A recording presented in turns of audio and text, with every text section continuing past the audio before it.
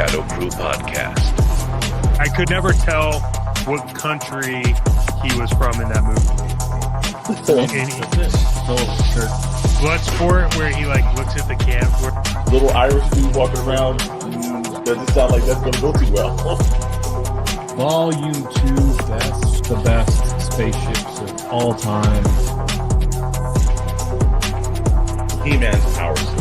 It does come with its own castle. And he dies in the first episode of the movie. Oh no, sir!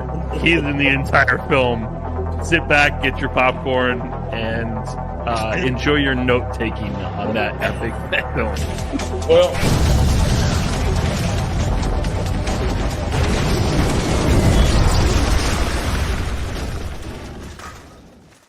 all right, I am hyped tonight. Big time hyped. Hype tonight.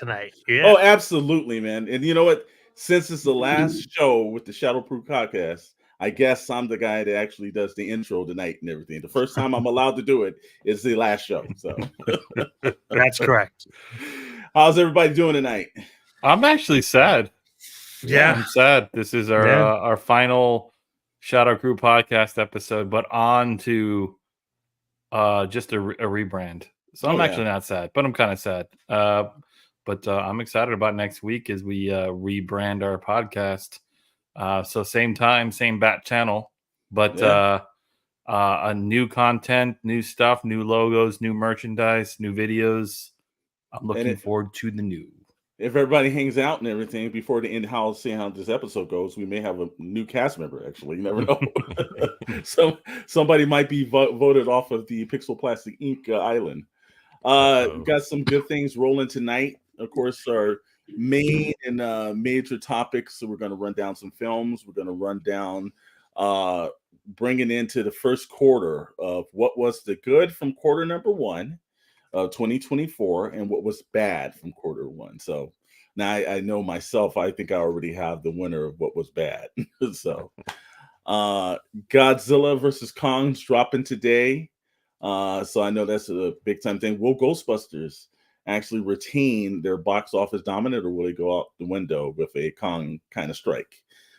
WonderCon is among us in Anaheim, California. If you're here, like 3 of our cast members are, then we had a man in the actual convention floor, and he ran out of cell service, so we're not going to be able to do a live from the show. So technical difficulties claimed that one. There's a lot of great panels that's going on, a lot of great toy panels. I believe there was the Jack Pacific dropped some news today, so we'll get into that. And, you know, as usual, we're going to have to say goodbye to the name. So I know we've got a special video queued up for that. But with all further ado, we'll jump into our main topic tonight. And again, what's the good and the bad from quarter number 1, 2024? So, you know, all right. So let's start with films. Let's go for the good, because I think we all will be in agreement what was bad. So what was everybody's take on it? What was the best film of the first quarter that you believe you've seen so far? It's a tough one. I think Madame Web. That's It's probably the, I don't know. That's rough for me. Yeah, it is, because I this is one of those few times where I don't think there was a lot of things to jump off from. I know they just dropped last week the Roadhouse that went direct to Prime. Anybody watch that? No. Okay, all right. Yeah, you know, I felt it was kind of like tough because I am a Patrick Swayze fan, and it just didn't seem like it was a true kind of like rebranding kind of thing. All right. Well, like I said, I did see excerpts of Kong Godzilla today. It's I saw on Rotten Tomatoes. Critics had an opinion, and the people that was walking out the audience had a completely different. So it's the same thing like with Frozen Empire last week for Ghostbusters. The swing was completely different. There was the critics didn't like it. The fans walked out and liked it. Well, the same thing for this. Critics absolutely destroyed Godzilla, but the fans gave it, if I'm mistaken, the 93 score. So wow. But that is the people that went to see it on the opening, Of course. right? Of course. So Yeah. it's front loaded with people that want But to like Kong and they Godzilla. probably have the ringers that came through, but Well, I read one of the critics' reviews because it got destroyed, and I figured it would, but one of the things the critic had said was it was like drunk on CGI, and that is why the fans liked it, because that's why you go is to see two epic monsters full of CGI popcorn movie. So I don't doubt that the early people, to Dr. Brantley's point, who are Godzilla, Kong fans that like just that style of movie were probably entertained. There's probably not a great story. I'm going to go see it, but probably not a great story. It's definitely not Godzilla -1, but I didn't expect the critics to be all fans of this film. But I'm sure there's some probably cool fight sequences and things, but I was not surprised to see the early Rotten Tomato scores. Well, that's what makes a Godzilla film, to be honest with you. No one's going to, it's in the title alone. It's Godzilla. No one cares about the humans. The only time I think I saw it done right was the Apple series, Monarch. That actually was the best storyline, other than the first half of the original Godzilla movie with Bryan Cranston. But other than that, it's the humans is actually, they're the ones that boggle down the story, and the whole melodrama between the characters never really has worked. So, and then they just keep bringing certain cast members over for a movie, and then they delete some cast members and they bring in certain other ones. So, I'm just looking again. All I want to do is see Kong and Godzilla fist bump. They do that, I'm good, man. You got my money, man. And to be fair, in Hollywood, typically the first quarter, they don't release a ton of great films. It's usually they get the garbage out in January and early February, and then some of the good films start to roll in early March. So I know Dune came out. There's Ghostbusters. I think Q2, Q3s, they're going to pick up some steam. And then it tails off in late August, September with the garbage comes out and then picks back up. So I'm not surprised there isn't a ton of great films that came out. There was a ton of bad films, though. They backed up the truck and let all the shit into the dumpster. Unfortunately, they didn't do that with the actual budgets, thank God, but they did it with the advertising budgets, because they murdered themselves with some of these movies, man. I'll tell you my favorite thing so far about Kung Fu Panda has been Jack Black singing that song with the music video all over the place. It just reminded me how much I love Jack Black. Yeah, don't ruin him for me. Yeah, that's like, it's kind of like same thing. Kung Fu Panda is kind of like Despicable Me. It's like no matter what the storyline is, the actors are really great, the characters are really great. That's almost money that they're printing for themselves. But at this point, we probably have to say Dune 2 is probably the best film, and benefited from so much complete garbage being in the theaters. You've got everything from Madam Web. We all know how bad that movie was. Like, wow, that was epically bad. I actually watched it. I don't know if any of you guys did. I did too. No, I didn't. Yeah. Don't. I have no plan. I know Mr. Is Maddox. it better than Robo Vampire is the question. Hey, that's what we got to bring back with the new podcast is exactly. I loved Robo Vampire just because I was laughing through it because it was so bad. Madam Web is one of those where it's just bad and it's not over the edge of it's so bad it's actually entertaining. Well, towards the end of the year, you'll be able to see one more of the Spider-Verse popping up, and that's going to be Kraven. So, that Spider-Verse is still strong and kicking, unfortunately. I would say Frozen Empire. I did get a chance. I saw Mr. Maddox sitting in an extremely empty theater.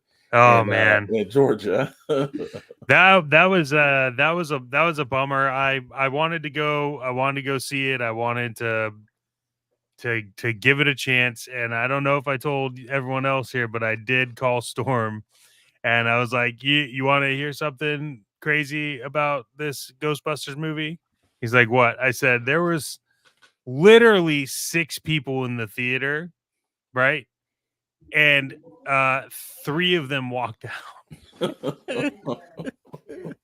So that's how good that was. Wow. Well, it had to be the worst. So I guess it was like a super high budget, right?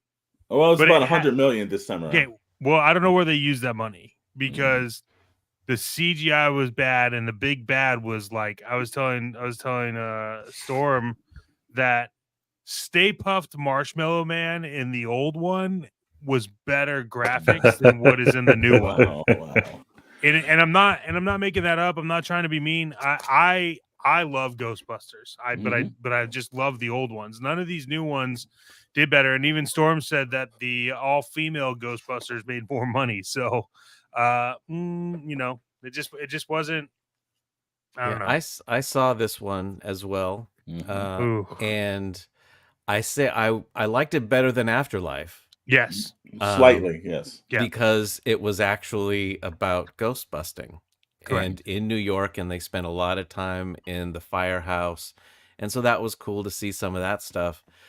But yeah, it's like the villain, nothing happens with it until, it's Act 3. I guess we better have a big finale. Well, yeah. So I don't know. Can we're gonna spoil it, right? Like we could talk about the spoilers, or If Chris, you haven't seen the movie, do you you're want to not watch it, gonna Chris, go or no?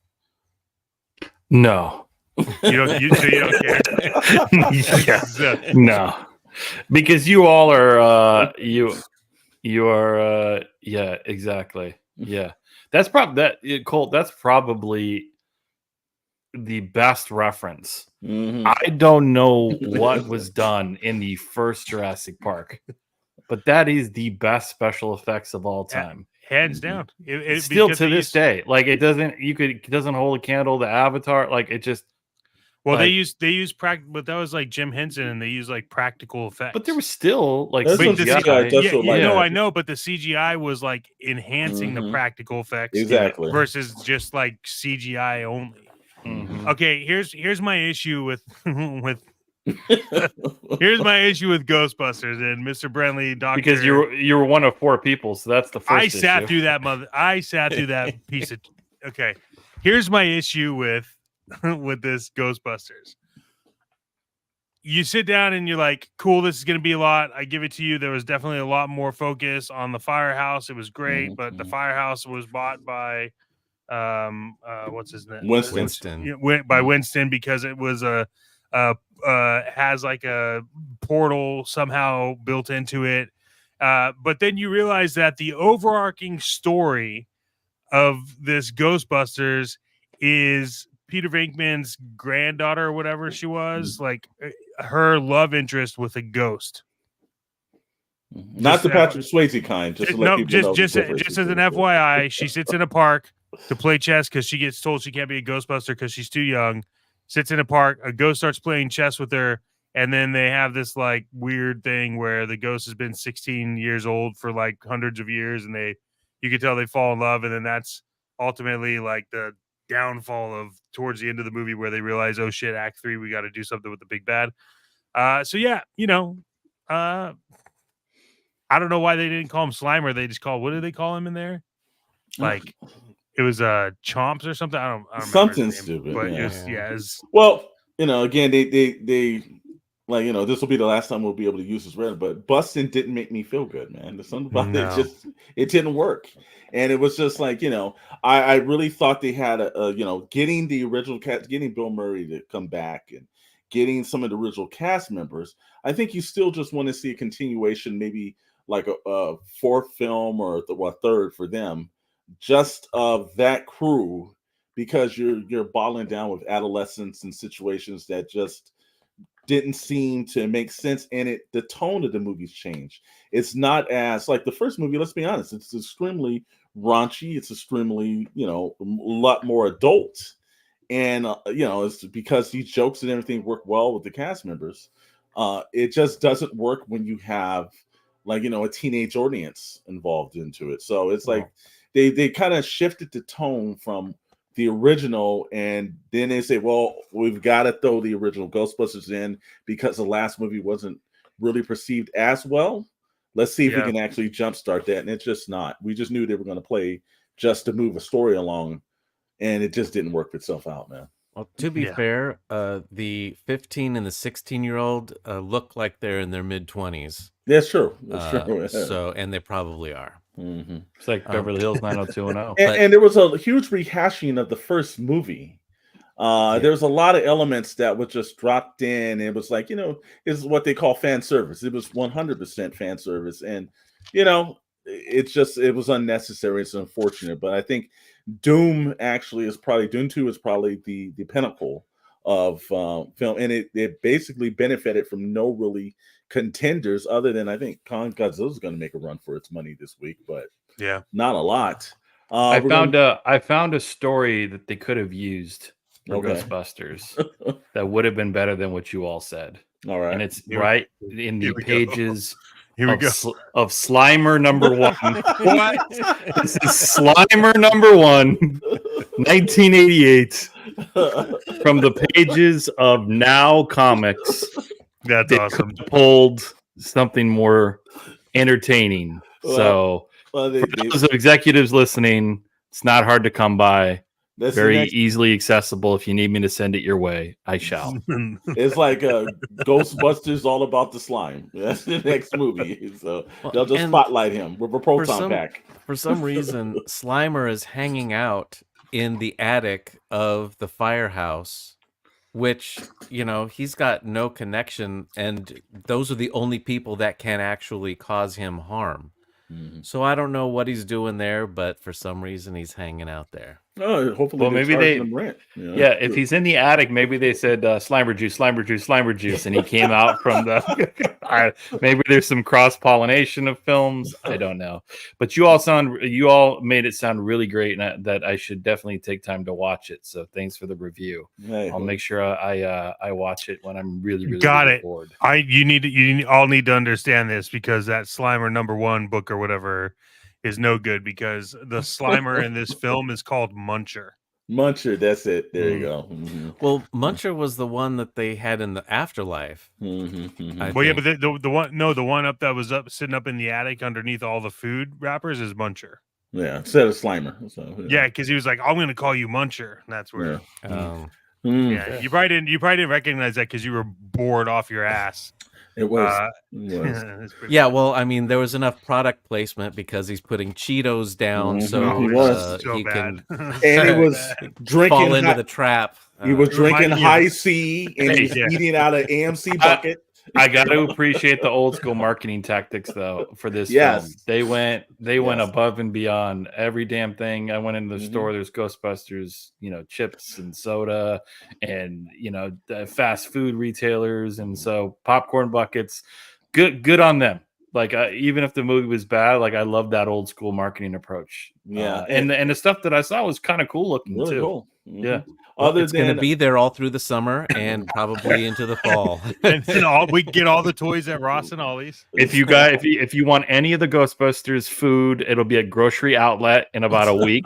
So just stop on by. You get a half off. It might be expired. I'm going to tell you. I'll tell you right now, though, they missed a massive opportunity by not bringing out Ecto Cooler.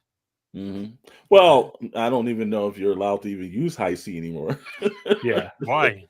Because it's paint remover. What are you talking about? Like this? Yeah. So good.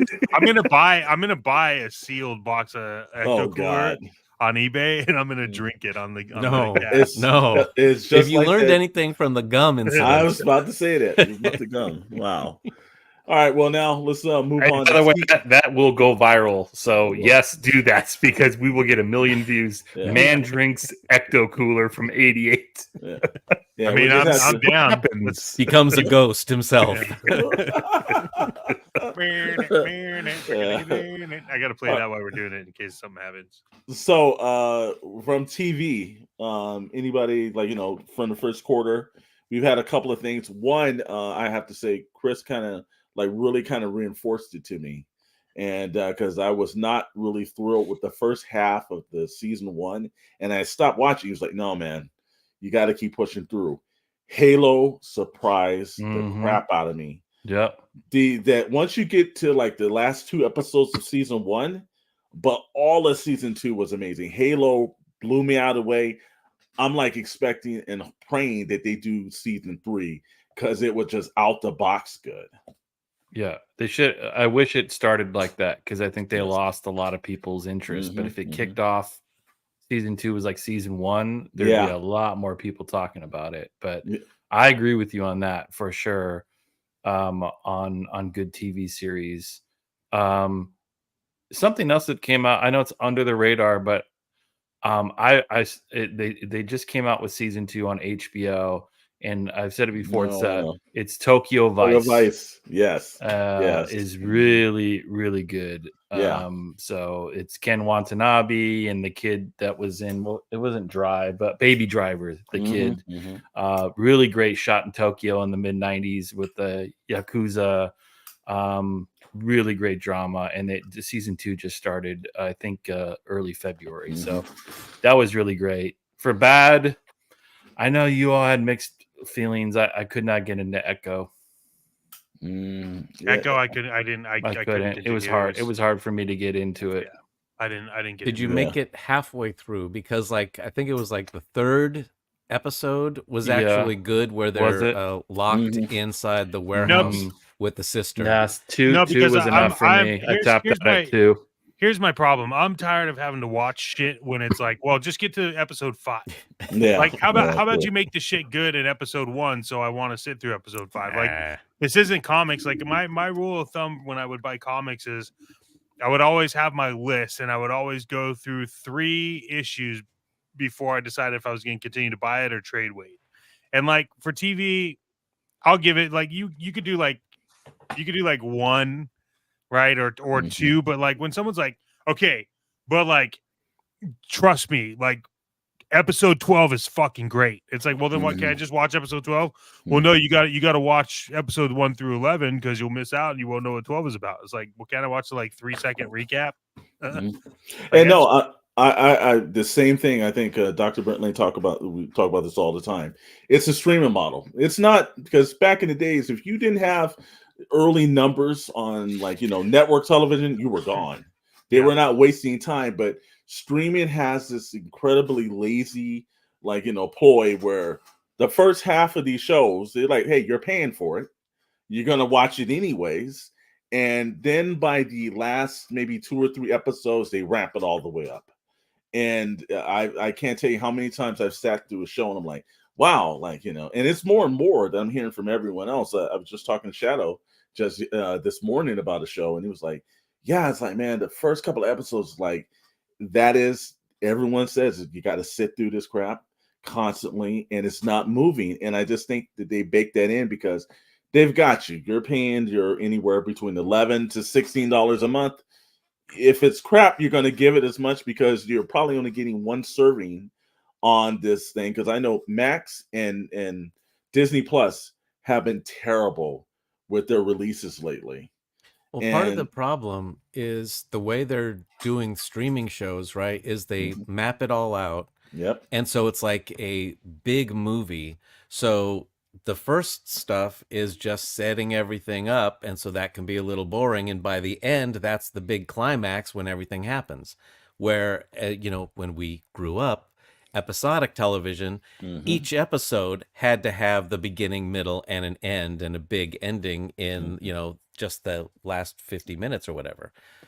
And they just don't do that anymore. Yeah, the setup, it takes too long, and there's certain times that you're turned off in exactly the same way. Yeah. Like when I was talking to Chris about Halo, like the first 3 or 4 episodes, like, Jesus, this show's terrible. And I stopped watching. And then he was like, hey, I started watching season 2. You've got to get through season 1. And the last 2 episodes was like right on it. And you're like, wow. And then all of season 2, the momentum was picked up.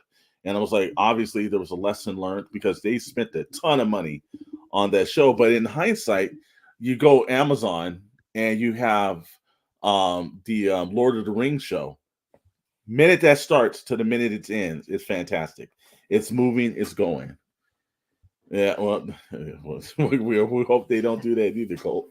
Yeah, I'm hoping for sure that they don't ruin that reboot because that's a couple of key shows too. I would say if you're not watching or haven't seen Mr. and Mrs. Smith, fantastic on Amazon. Shocked me I didn't expect it because I looked at the cast and I was like, it is the sleeper. It is a very action, high octane kind of show. It's incredibly written well. I was really shocked by that. I was surprised Quantum Leap season 2 was actually pretty good. This has been a paid promotion by Amazon. And of course, I checked out X-Men 97. I don't like the animation because I'm a purist, and I thought they were going to do it like the original show, but the story's good. It looked pretty good. Very similar, like the character design and everything was the same. Yeah, but it's not the same animation. It doesn't feel like it's like the 2D. It wasn't animation. choppy enough for you. Yes. Hey, you're saying there's something. Go back old school. The toys are flying off the shelves, man. Yes, they are. Jeez, great product. You can't. Right now, I know we're dipping into the world of toys, but to try to find an on-card Wolverine X-Men 97 from Hasbro, you're paying about $95 on eBay. Mm-hmm. And those things retail for $25. That's how popular that show is right now. Like all the folks that used to watch it are watching it, and all the younger kids are they're discovering the X-Men franchise, which is great, perfect in time for Deadpool Wolverine that's coming. So they couldn't have timed it any better than the X-Men kind of reboot in a sense. But do you think they'll ever do an X-Force movie? Not if they have to pay Rob Liefeld, no. No. I mean, even if he was like somehow involved but not really involved, would you want to see an X-Force movie or TV series? I don't know if there's enough material there. It's for comic books in the 90s, it was like the substance was there, but I don't think as a whole it's not enough for it. The X-Men is actually, Chris Claremont, all the other different writers, John Burns, they gave it, but I don't think there's enough material to get like the classic version that we saw with like Rob Liefeld's characters, because they kind of done it in Deadpool and then like secondary characters, Cable secondary, Domino secondary. It's just, it was a glitz and glamour book of the 90s, but I don't think there's enough material there to get a strong series. Now, maybe a Cable series, I think you can probably do like, a show based off of him, but I don't think X-Force. No, I think maybe get away with like, I know they popped them on the X-Men show every now and then. They were like in the cartoon. I think they're good for cameos, but I don't know about a full show, man. That'd be cool to do like a Cable series. Yeah. Not Brolin doing it, but like, or you do some of these like side, like I would love to see like a Bishop series, like these like kind of lesser known character. I think Nightcrawler would be a cool spin-off series, like interesting backstory. So we'll see. Long shot in the Mojo universe. Things, there's and at the same time, like I said again, they're just pulling out of warehouse old toy-based toys, slapping them on new packages, putting them on the shelf. Yeah, and we want to do dinosaurs. We got the Savage Land right there, right there. Well, what Dino Riders? I think they've talked about bringing those back as toys, and with that, could be a TV series. I heard the Land of the Lost. Remember that? TV? I love Land of the Lost. I think they're thinking about bringing that back too. So it's just like all these retro TV and film. So hey, if they left it on the shelf, they're going to try to make money for it now. I can tell you dinosaur. Everybody likes dinosaurs, man. Absolutely. Except when we see it at Comic-Con, when an artist comes and brings their dinosaurs, different story. But that would be a new podcast. That'll be a story later on about. We'll do a podcast of what it thinks that we can't unsee at Comic-Con. Dino Rider, like if you can get a hold of just Dino Rider accessories, you can make a lot of money right now. It's super popular. All that 80s stuff, and we're seeing that on Whatnot, and we're seeing it also on eBay.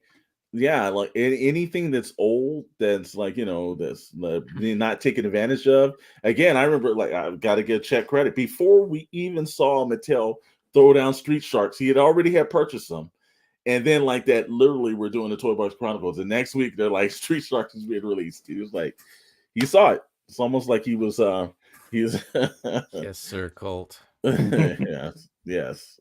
I keep hearing that music and everything. I see the rapids going over.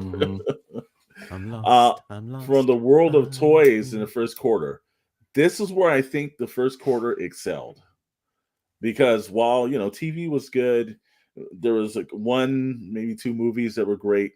Like they have been dropping first quarter because I guess the fourth quarter of 2023 was so terrible that they brought their A game first quarter. And the one that where I guess Mr. Maddox had hit us up in the middle of the day was this Transformers TMNT collaboration.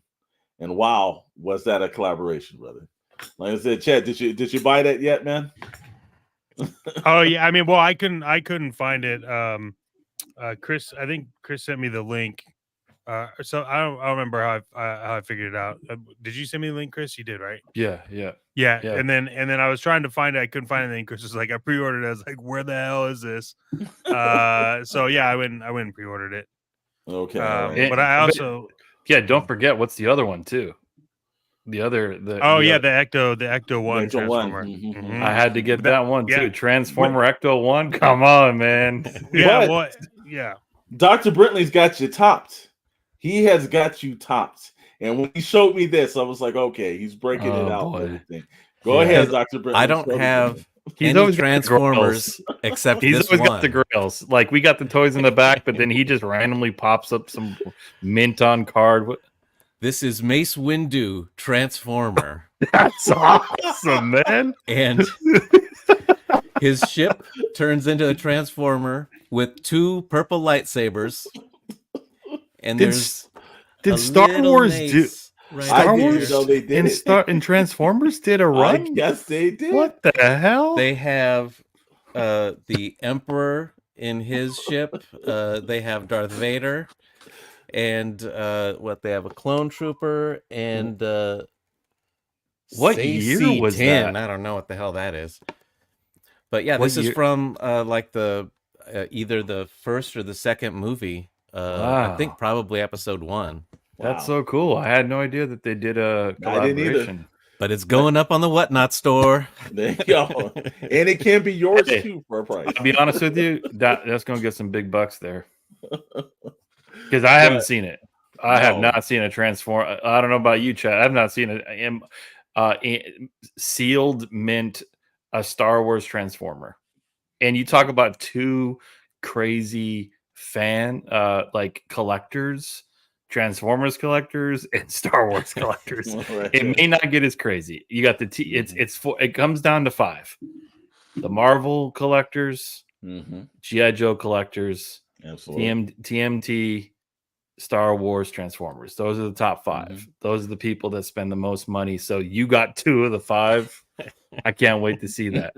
I think Chet might bid on it and like undercover too. Like honestly, it probably won't even go up on the store. He's underbid everyone. Like what the hell? And it winds up in Chet's store. That's right. Now, also again, as we're thinking about the 2 TMNT fans and everything else of that, I know because again, somebody hit me up as usual. The Punk Turtles is hitting Walmart shelves, and he was like, "Hey man, can you make sure because I can't find them out here." So my Saturday is going to be devoted to driving around seeing if I can find the Punk Turtles on the shelf because out here in the IE. You can actually usually get some stuff off the shelf. Is it hitting Walmart shelves? Because I thought it was on. I thought it was Target. Is it Target or Walmart? I thought it was. Maybe it's Target. Maybe I'm wrong. When are they coming out? Is it already? It's supposed to be dropping now. They dropped today. Mm-hmm. You can order. Can you order it online or no? No, I couldn't find them online. It has been difficult to find them online. When you go on there, it says check in store.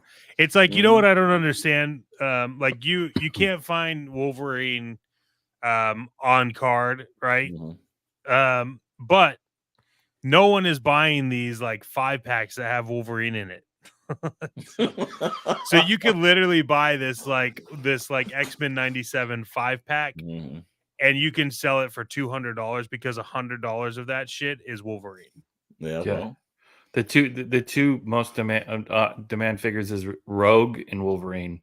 The rest of them you could easily find. Yeah. I've been seeing a lot of them pop up at Ross. Yeah, a lot of them are card just even though they just came out. A lot of stuff is filtering through Ross at the moment. Yeah. So, I got to give love to Hasbro for the retro card stuff that's been selling really well and it's really well packaged. I know it's just they just basically brought back the old molds and stuff, and change a little bit of the articulation. But the X-Men 97 stuff, the Spider-Man retro cards, some of the stuff it's been really cool. So I think kudos to Hasbro for releasing some of those toys. On the bad note, the Godzilla toys and the new TMNT stuff from the movie were two really bad attempts at figures. And if I'm not mistaken, and I could be, but I believe Playmates did both of those. Godzilla versus Kong. I think it might be Playmates. Let's do the search. I don't know but that was really bad. Those are the worst. When you go to Walmart, those are the only figures on the peg hooks because nobody's. Oh yeah, wow. Yeah, nobody's buying them. Kong X Godzilla. Let's see. I think it's Playmate. Let's see. Because nobody, like, you could go to your local Target or Walmart. I promise you will find anything you need. So yeah, no, it's Playmates. It's Oof. Playmates. Yeah. And actually, like I said, if Chet, let me know, I can put some in my cart right now. They say it'll be ready in 30 minutes. If you all want the Godzilla versus Kong stuff, just give it a month. It'll be it'll be at Ross. You'll be able to get it half off. TJ Maxx, the dollar store. Give it a little bit of time. It's gonna hit up there because those were the molds and everything else. It reminds me of like when Jack Specific did the Pirates of the Caribbean. It's just like they just got a license and they just did not take care of that. Yeah, that's just crap. We saw the Street Sharks pop back up through Mattel, so they kind of did a pretty good job. We also have Flipor by the Mad Hatter that is gonna get funded, and actually that money's coming out of myself and Mr. Maddox's pocket next week. So Flipor can be yours. You still got a week. It'll come out on April 1st. It comes out of your pocket. The 1st or 2nd? Okay, all right. Yeah, so you got the weekend to, you want to flip. Make sure you get that money in your account. Yep. And then also one we talked about in the Toy Box Chronicles, the Transformer Legacy. Transformers and TMNT are kind of killing it this year because the Transformer Legacy pack with the 5 characters was fantastic too. So yeah, Hasbro is just, again, they had a terrible fourth quarter, but they have pivoted, and first quarter is looking really good for a lot of toy companies. Yeah, even Mattel with the Motu line. Obviously, they got Barbie, but Motu, they got all those like collabs coming out. So they got some premium format figures too. So Motu collectors, not as crazy as the others that I mentioned, but because I think a lot of them are like super old school collectors. But the young kids are starting to watch it, with some of the series on there. Although Revelation wasn't that great, but it's kind of cool to see that TMT Motu mashup. That was Turtles of Grayskull, right? Yeah, that's kind of weird. And also, like I said, you're starting to see some of the actual the TMNT characters hit the Rosses, but not like in the same way that a lot of Marvel Legends and a lot of some of the classified characters did. It's like it's 1 or 2. I think it's Beastman and Mossman, a couple other characters, but not a lot. But that's going to show you that, because every time I'm in a Walmart or a Target or someplace, the TMNT area is really kind of overtaken, and the Motu section has been really kind of doing well. So toy companies are having some record numbers in this first quarter, man. I went into Ross and I bought a sweater, and at checkout they gave me 3 Tomax and 3 Zomat figures for free, and I said no thank you. So just so you know, with every purchase you get a G.I. Joe classified figure. You were like, how dare you give me this? Just want to let everyone know. This creates trash in my house. Exactly. So again, a lot of great things that are popping up. A lot of great things that are popping up from quarter 1, and look, I'm looking forward to quarter 2 and especially quarter 3, because I think we all know quarter 4 they're going to slack off on. But we've got some great things coming this summer. We talked about that last week. They dropped so many trailers to pump up everything that was coming out for the summer. Well, we're going to be inundated with like a bunch of stuff. So there's a lot to look forward to.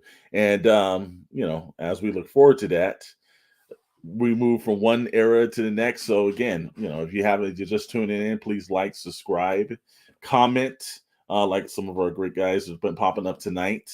While, this is called the Shadowe Crew Podcast tonight.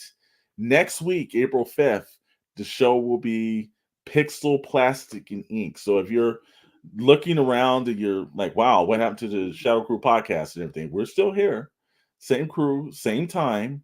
It's just a new name. So, if you see that pop up, it's us. Come and join us for that. We got some toy news of the week that's kind of been popping up, and also some WonderCon news. Thursday they had the Hasbro again. Mr. Maddox called me up first thing in the morning, like, you watching the fan stream? And I think Chris called me up too, or text was like, you guys watching the fan stream? Like, this was one of their best fan streams, and I'm not just saying because they did the TMNT Transformers kind of list, but a lot of stuff that they were dropping, that cast was one of the better ones that I've seen from that crew. And it's like the Hasbro just has been just killing it. And I think the 40th anniversary, there's more to come, because I know this is just February. They're gonna take this throughout the entire year. But wow, man, it's like they're consistently pumping that stuff out, man. It's like, I don't know if it's gonna be a drop off or we got the whole year, because they dropped the ball last year for the 40th anniversary of G.I. Joe. They didn't put this much effort and time in, but this year they are really killing it with, like, all the promotions, all the collabs, like everywhere I'm seeing. I didn't even know about some of these products, and they've been doing a good job on the social media, on the fan streams, on other people's sites, just getting this stuff out. So this was one of the better casts that they didn't have professional hosts, but it moved a lot quicker than what's up, Meeks. It moved a lot quicker than most of them. So that was pretty good. And again, if you're looking for the TMNT Transformers collab, it is for pre-order, just hitting stores and situations. You might want to actually start tracking that down, because you could buy 4 of them and have each turtle as a van, but it also you could also switch the heads. That's the smart thing about it, is it comes with 4 additional head. Sometimes you think, well, they're just going to take one character, but they actually kind of the accessories on it. If you're a Donatello fan, you can Donatello your Transformer Turtle van. If you're, Michelangelo or anything else, I think that's extremely smart. Because there are some people that are just dedicated to Donatello, or you don't have to pick and choose. You can actually just swap the heads if you want to, or like their hope is, you'll buy 3 more and just have the entire set. So that works out for them. WonderCon's popping up. It's actually this weekend. It's currently going on right now. We have a little bit of news. Jakks Pacific dropped at a panel today. It was at 5 p.m. Pacific Standard Time out here, that they are doing the Simpsons. Now, we've been seeing the Super 7 have these Simpsons, and they've done licensing, but that's not really kind of affordable. I didn't hear anything about any prices that Jakks was coming out with. Oh no, it's great. They just released it. You could Amazon you could pre-order Amazon. You get the entire family with the dog and the cat for $25. Oh, that's so you can't even get one Super 7 figure for that. That's like half of a Super 7 figure. And I read so there's not a lot of articulation. They're actually a bit smaller than the original Simpsons figures, but their focus is on play sets. And that, you get the figures, they'll re-release in waves, but they want you to buy the house, they want Moe's bar, they want you to buy the school. And I think that's kind of cool, because we've always talked about what happened to the play sets. So they're trying a different strategy, was make the figures affordable, and maybe the play sets you make a little bit more margin on. I think it's a good strategy. I like the Simpsons. I don't know about how small they are, but I'm gonna pre-order. I mean, I'll support. Like, if you're gonna focus on playsets, I'm all about like that new evolution of toys, because we have been talking about that forever. So it's available on Amazon. And guess what? With Pixels, Plastic, and Ink next week, we're not going to be an ongoing 1 hour, 90-minute commercial, but for stuff that we talk about, you will be able to pre-order through a link and it'll help the show grow. So more to come on that. But for now, go on Amazon if you want the Simpsons stuff. Yeah, I think I might have to get the comic book store. What's it called? The Android's Dungeon or something. I can't remember what it is, but that might have to be on the shelf behind me, because if there's something that's appropriate for our show, it's that. And if they crowdfund the nuclear plant, well, I might have to do that. So that's kind of cool. But also dropping too, and it's nice to see Jack Specific come back, because I know that's Shadow's favorite company. We had a chance to tour Jack Specific in the heyday when they were in Malibu. They were all very kind people. It was a very friendly environment. So I'm kind of glad to see them actually coming back from, a fall that they had. So that's really kind of cool. So that's on Friday. One thing that WonderCon needs to do better is their whole itinerary was so absolutely jumbled that it was hard to pick out stuff. So I was glad that individual companies were putting on their social media feed what's going on, because man, they just had a list after list after list, and it's just overwhelming with all the amount of information they put it on, and no way to distinguish whether this was a professional company or a couple of fanboys in room 319 talking about X-Files. It's like they've got to do better with that, and that's the same people that's doing San Diego. So, but McFarlane put up on his Instagram Saturday at 12 p.m. Pacific time. He's going to be doing his McFarlane Toys panel, but he's going to be streaming that live from his Instagram page and his Facebook page. So, a lot of these panels, unless you're there, they're not showcasing it.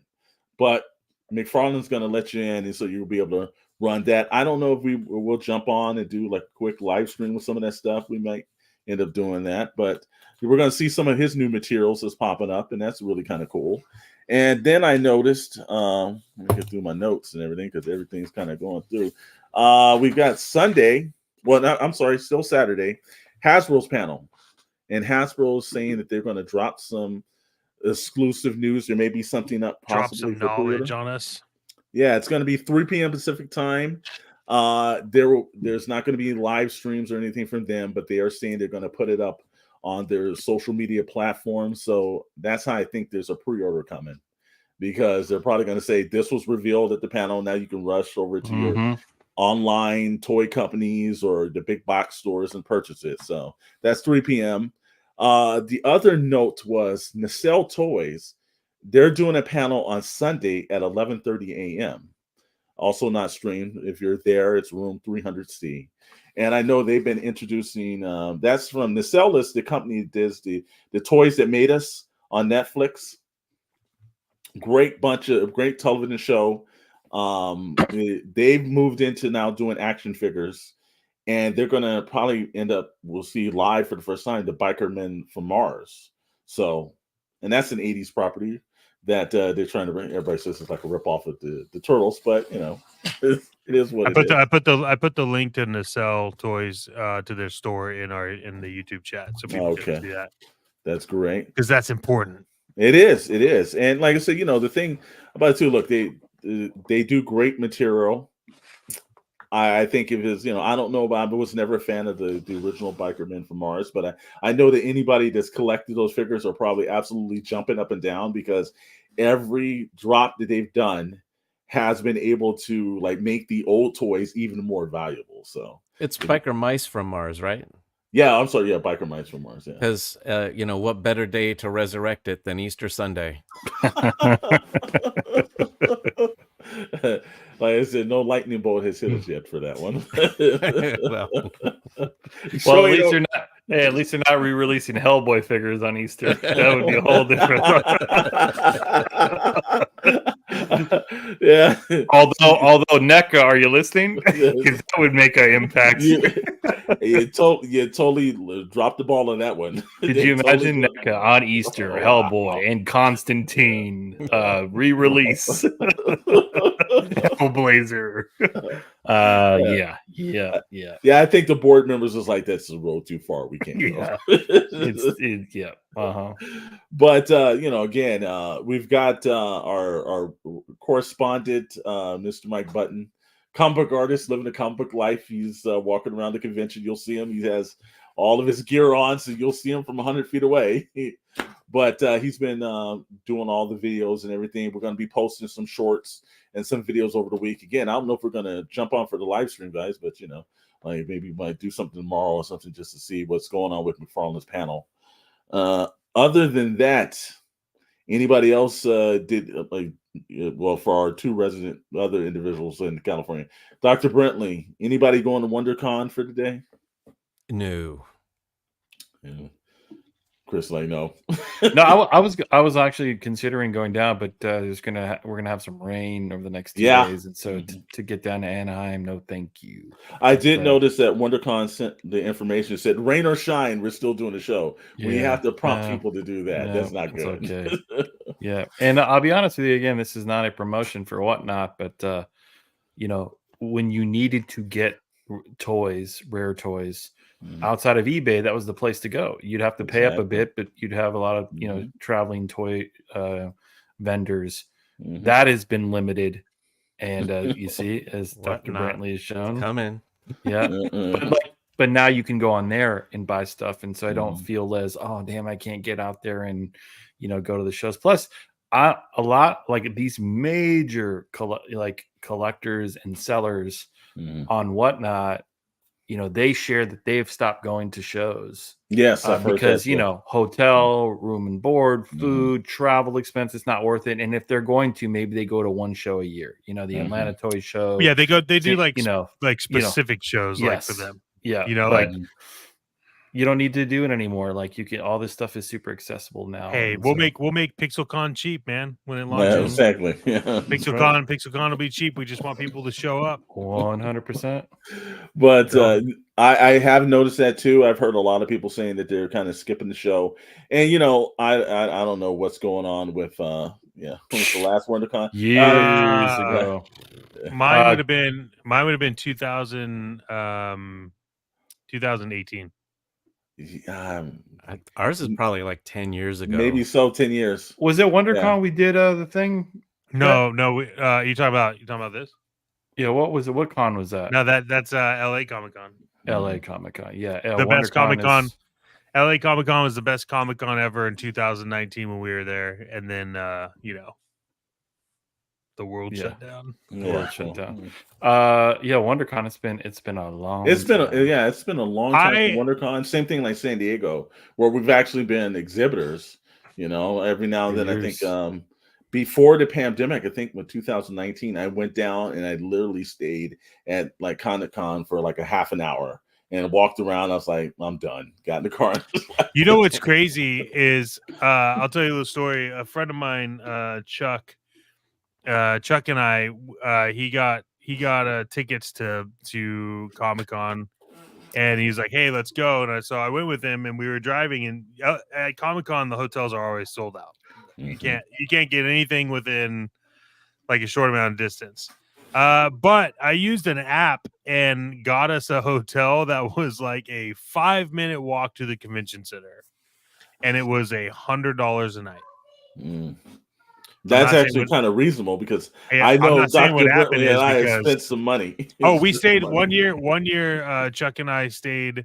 We stayed in the Hilton that's right there, like in the gas and we paid $400 a night. It was like, but this hotel was literally a block away from that hotel, and it was $100 a night, and you could have your dog with you.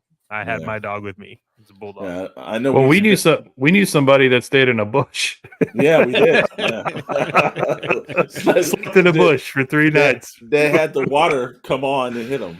Yeah, and he didn't have to reserve anything. And if you're listening, hey man, more power to you. But must have been uncomfortable as hell. Hey, but he had his own wake up call. The sprinklers come on. Waking up next to a drunk stormtrooper with the rain hitting you. You know what though? To be completely honest though, I've known people that have gone down to Comic-Con and didn't get a hotel because their whole goal was to wait in line for Hall H. Yeah. There are some people that are diehard, and that just doesn't happen anymore because no one cares about Hall H because it's not a thing.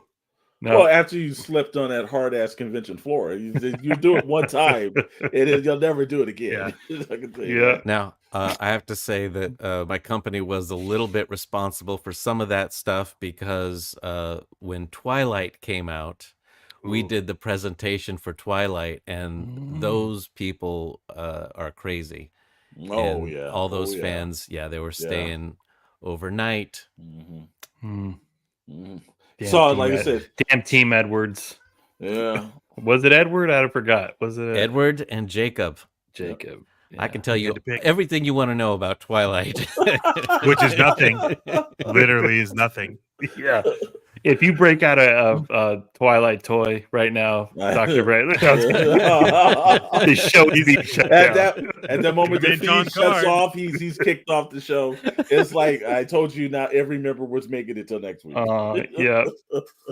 It'll be Pixels, Plastic, Ink, and not Dr. Brantley is the new name of the show. Team Edward, mint on card.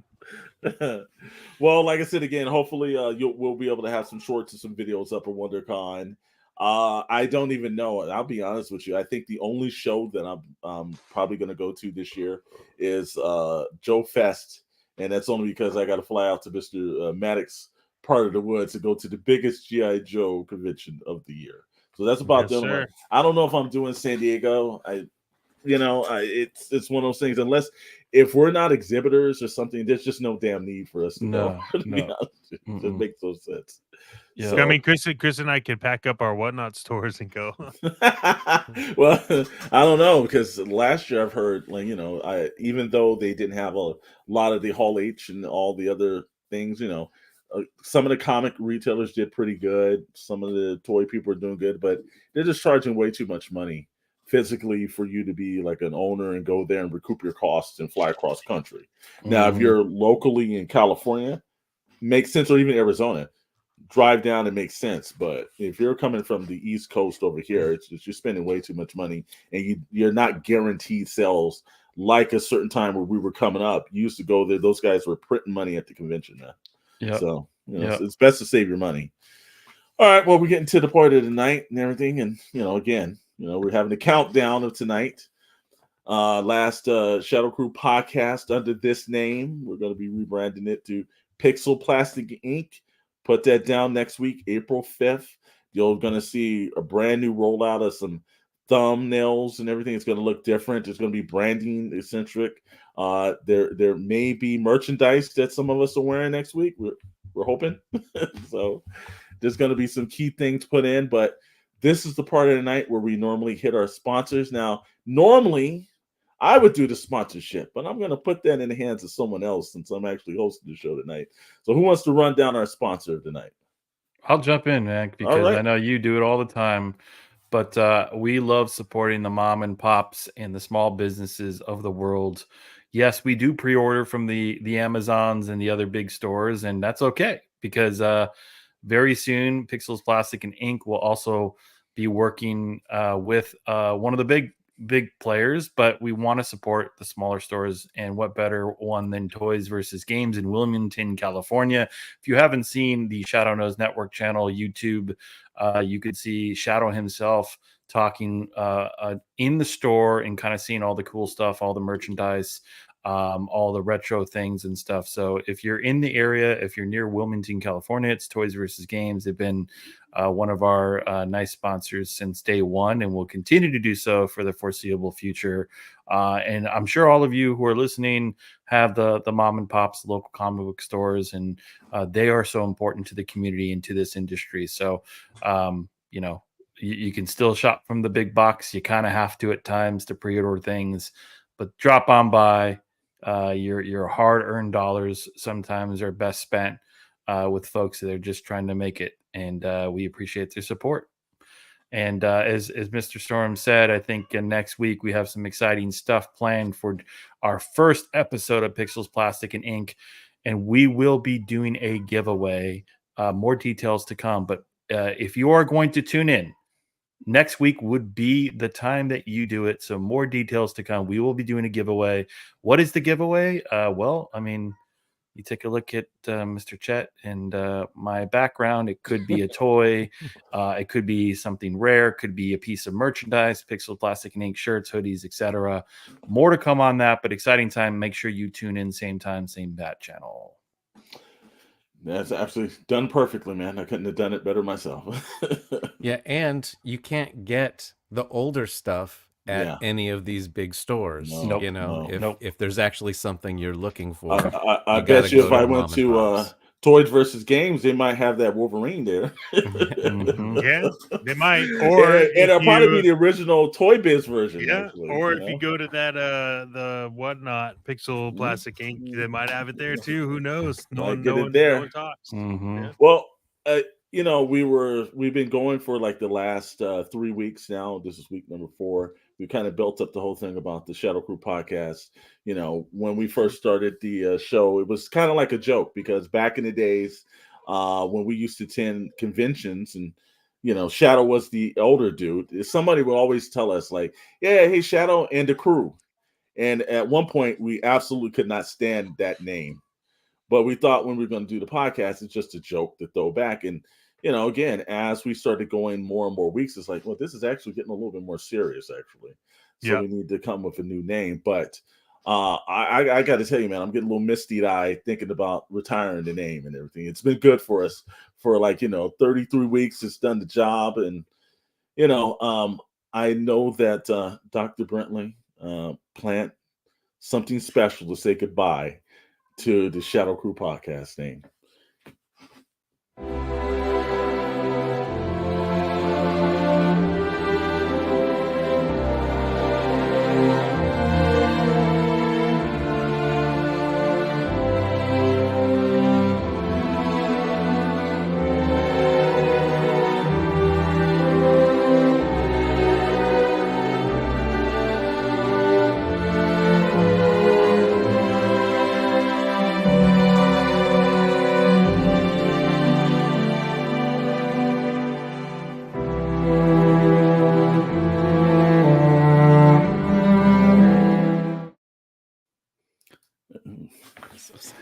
If Morgan Freeman came out on the Oscar stage and done it, it couldn't have been done better. Exactly. It's so sad.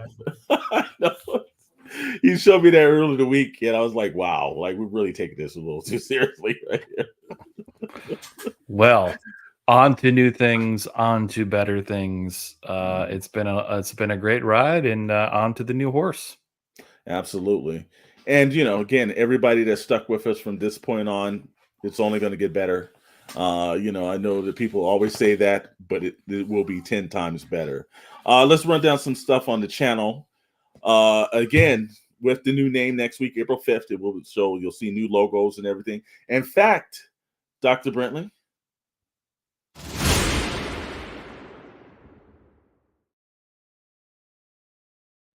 there you go. You'll almost see we couldn't have done it better if we even planned it, could we? Everyone just got slapped with the logo. I know that we're going to put up on our Instagram. We'll also have it put it on the over on the I guess the bios over the YouTube page. There'll be a spot where you can purchase all kind of gear and everything coming up. Yes, Meeks, get excited and everything else there. There's going to be some great T-shirts designed by the main man himself, Mr. Maddox. I give him credit. He has been burning the midnight oil on everything from whatnot stores to cutting toy stands to everything else like that. If it's in the middle of the night, he's cutting it. But we've got some really great some hoodies, some T-shirts. We're still trying to work on headbands.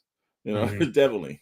And I know there's some also. I think with my new cowboy hat's coming with the logo on it too. So because for the Texas Toy Con, Mr. Storm. when we said, hey, we're moving, I said I'm going to go 100% Dave Filoni now. I'm just going to have it out. Just every time you see him, we'll just have a cowboy hat. People ask, why does he have a cowboy hat? Because Dave Filoni could do it. Damn it, Mr. Storm could do it too. So we're running that down.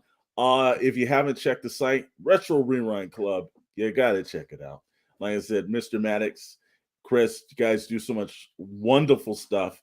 It is always entertaining to see that pop through. You guys got any new episodes coming up? Oh yeah, we're definitely we got another one coming up, but I think the what not why not feature is really cool, and we source random toys from post vintage eras and unveil them to each other, then send them off to each other's collection. So more to come. More shadow toy hunts will be popping up on the channel. Oh, look, it's a technical problem with Chris. Oh, of course. Well, you had to be the last show. And he's back. Yeah, he's back now. Let's see if does your mic still work? I think so. Yeah, it works. Yeah, it does work. Okay. Well, more shadow toy hunts is popping on. I know he's also going to do a new series he's been working hard on. It's called Shadow Toy Reviews. He's going to have a little something to drink, a little cigar, and he's going to open up some stuff for us. So it's going to be very interesting. I know it's popping up the sites. Again, check the site throughout the weekend. We're going to have some stuff from WonderCon, some shorts and everything popping up. Wednesday nights, if you guys are liking this on Friday nights, then it's just, half the crew, but more insanity. Toy Box Chronicles, Wednesday night, 7 p.m.